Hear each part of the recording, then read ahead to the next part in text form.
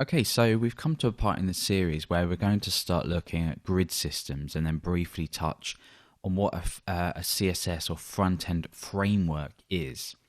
And we're also then going to be looking at responsive design within this grid system. Now, the reason I'm not teaching how to specifically lay out a page from scratch is because really, if you understand floats, you already know how to do this. So what I'm going to do is I'm going to look at an example first of all that we've already sort of looked at, and we're going to lay out a very basic page layout. We're going to have a header, we're going to have a sidebar, we're going to have a content area, and then we're going to have a footer to our page. But then we're going to look at how we've spent too much time doing this and we could just use a grid system instead. So what we're actually learning now is really good. It's going to be fundamental to understanding, first of all, how grid systems work, and will also increase your CSS knowledge. So what you can do is build the foundation to your website, which is really important. So let's start with just taking a look at what we might want to do. So we want a main container. So we want a container to contain our entire website, often known as a wrapper or just a container. So let's create a div here called wrapper. Okay, so we know how to center a container. We know how to give a container a specific width. We know how to make a container responsive in terms of setting it to 100% width, but then giving it a max width to it so it doesn't actually fill up the entire width of the page. So for this wrapper, we could say width 100%. We could then say something like we want this to have a maximum width of, say, 960 pixels. And then we can give this a background color of #EEE maybe. And let's just check this out, make sure it's not too light. We need a little bit of content in there. Okay, so it's a little bit too light. Let me just darken that to BBB, for example. There we go. So we've got our container. We now need to center it. We know that we can do margin left auto, and we can do margin right auto. But I'm going to use the shorthand CSS property, and I'm going to say margin 0 auto. So again, this means 0 on the top and the bottom. You could do even, say, 20 pixels on the top and the bottom if you really wanted to. But we're going to say 0 on the bottom and auto on the left and the right hand side. So that's now going to center that container for us. And as we pull this in, you'll notice that it does respond nicely and doesn't mean we have to scroll around. So now what we want is we want a header here. We want a header at the top. We want a sidebar about here, and we want a main content area here, and we'll put like an article in there just to test it. So we're effectively now learning how to lay out a page, and then we'll move on to grid systems. So let's create a header element, which is important. It's an HTML5 element, which basically denotes a header of something. It doesn't necessarily have to be a global header of your website. It can be a header for an article. It can be a header for a specific a product in a shop. It can be a header for a user's profile area. It could be anything. So I'm going to say header, and I'm going to give this an ID of site header. Okay? And then what I'm going to do down here is I'm going to create a footer. Again, not specifically intended to be a global footer. This can be a footer for an article, a user's profile, whatever. And again, I'm going to identify this site footer. Now, the reason I'm identifying these is because if I was to just target header, that would mean I am targeting styling for all header elements, which isn't a good idea because we can have more than one header element on a page. So I'm going to say this is the site header, and down here I'm going to say this is the site footer. Now in the middle I want something that represents the content area, but let's focus on these first. At the moment we've got this is the site header. It's not great, there's nothing really too much to it. So let's add a little bit of CSS here. So I'm going to say site header, and I'm going to say site footer. Now you don't have to use IDs for these. I've just used them because they are unique elements that only exist once on a page, so they're not a class of something. And I'm going to give these a padding of 20 pixels, like so. And let's give this a background of blue. This is going to look really, really bad, but at least we are laying, it's going to look too bad actually. Let's say slate grey. It's quite a nice colour. So we've now got a header, and we've now got a footer. So what I'm now going to do is focus on the main content area. So this is where we get into looking at more like a grid structure. We've got a sidebar on the left and a content area on the right. So in here, I'm going to say div class, and I'm going to say something like content. And in here, I'm going to create a div with a class of sidebar. In actual fact, what we could do is we could use an aside element here, and we could call this, or we could give this an ID of sidebar, for example. And then in here, we're going to have a div called, in fact, what we'll do is we'll call this, let's say, main. And in here, we'll call this content. And you can already see it started to get a little bit confusing because we're having to create very specific class names.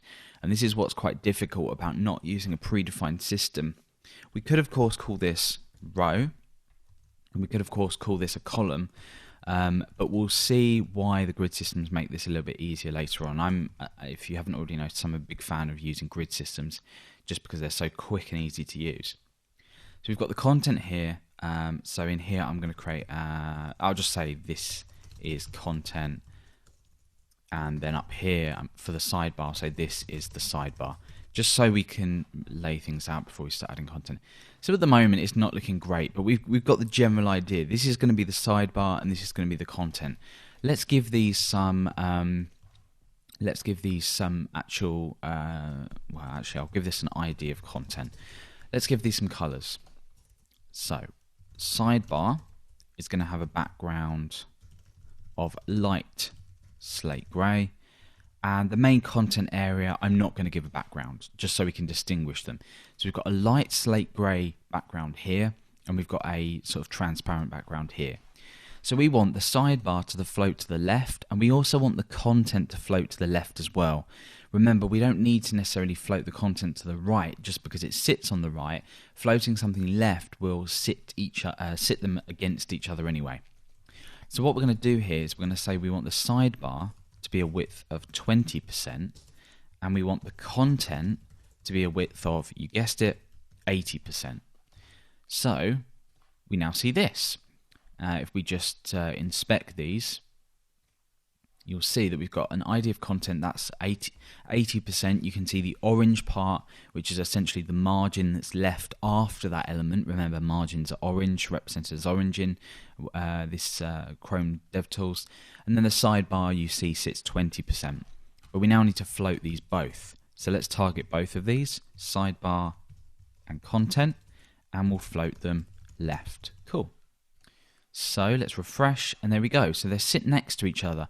But you'll notice that we have the same problem that we saw earlier when we were looking at clear fixing. The container that wraps everything, here, main, has collapsed. So we need to do a clear fix. So we could implement the clear fix hack that we used earlier. But what I'm going to do is I'm just going to say, let's say, what do we call this, main? Let's give this an ID of main. We're using a lot of IDs here, which I probably wouldn't recommend, but it's, I guess, just for targeting them easily. So what we're going to do is we're going to say main after content is nothing, and we're going to say clear both. Oh, and we need a display of block on there. So you can use the clear fix hack as well.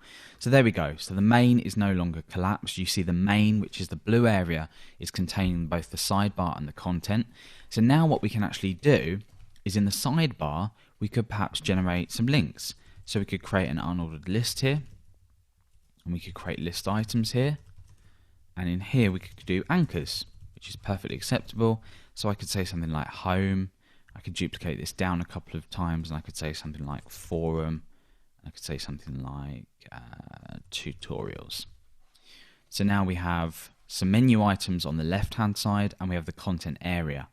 Now, the one problem with this is that This is fine because if we inspect the unordered list, it already has some padding and margin itself. So that's fine. It's contained itself within there. It's not hitting the edges, but the content is. Now what happens if, and this sort of goes back to the box model, what happens if we do add some padding to the content? So let's add some padding of, say, 20 pixels. It's broken. The reason it's broken is because we've added padding, which has altered the box model, and it's pushed this down because it's no longer 80% width. It's now completely changed. So there's a couple of ways that we can deal with this. One would be to use box sizing and say border box, and then we could add padding of 20 pixels. We could add padding of whatever we wanted, and it would not break.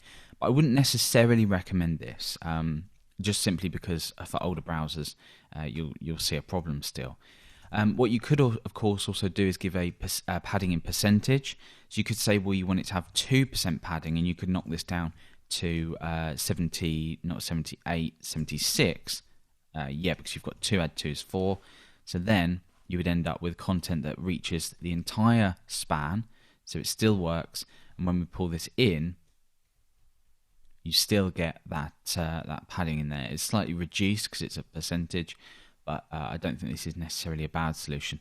The only problem we've got here is that the unordered list is now overlapping, but we're going to look at how we can deal with this with a pre-built grid system a bit later. So we've now got our basic layout, but to be honest, that was quite a lot of work. We can go ahead and we can add some content into the content area. So I can create an article here.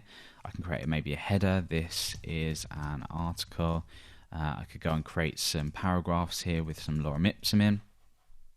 And we could do this down here as well. But it was a lot of work, okay? And it just goes to show that really, you know, if the way you can see it is that if a grid system, which we're going to look at soon, is already done for you, this is going to make your life a lot easier, so you can actually focus on the content of your site rather than how you're going to lay it out like this. You already know how to lay out a basic site just by looking at this example. So you can inspect whichever grid system that you're using, and then you can, or whichever framework you're using, and you can understand the code, but you've not written it. So we're going to move on now in the next video to choosing a grid system, and then finally we're going to end up with using Foundations grid system, which is a CSS framework, which is a really easy grid system to work with, and we'll be able to basically knock a site up like this, even more complex in fact, in less than the time that we've done it just now. So let's move on to choosing a grid system, and then after that we'll look at actually using Foundation.